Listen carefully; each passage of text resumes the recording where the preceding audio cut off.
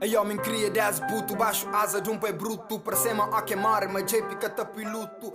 Um bem Brasil tá pensando que tinha futuro, mas volta taxa, a rapaz tá corre atrás de ir, paga renda com dinheiro de rap, acha coisas diferentes, acha rapas tem engorda.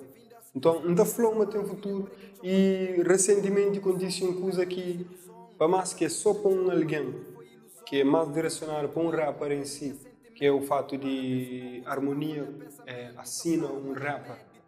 É a primeira vez que não tem um rapper que entra dentro de um label que a maioria de alguém conhece como coisa de morna e outros música tradicional. Então, hip hop crioulo está a ganhar espaços.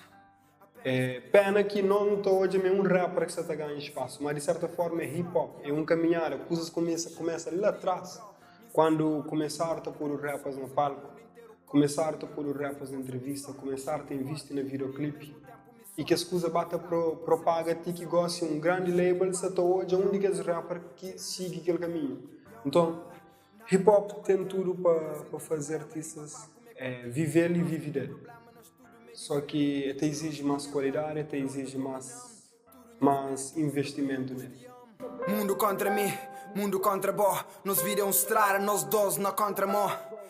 Eu só fazer uma linha que chama Cabo Preto. Já fazer um EP, igual só fazer um mixtape Cabo Preto, mas quer dizer, não quer fazer tudo tipo de coletâneo. Mas tudo isso chama Cabo Preto. E foco daquele Cabo Preto ali é sobre pessoas com depressão prática. Então tem um tema que chama Codexiste de Bomé, que se será produzido para Daddy Beats na Portugal, que é um tema que o ainda fala, Codexiste de Bomé se não joga tanto. Uma hora me singa consigo judô e a bobo desiste de boa, por exemplo, capa para suicida, alguma coisa na mita tá falando a mim também perde, então a mim também morre. Então aquele álbum ali também tem música acima, hoje te vira ontem, tipo amanhã, hoje é ontem, e quando existe de momento que é crise, que não tem excesso de coisas, mas não tem crise de excesso. Não tem tanto coisa que nunca sabe como é que não está. Então, é basicamente focando naqueles temas que estão frustrando. Riqueza, pobreza, doença, desilusões, investimentos na coisas erradas.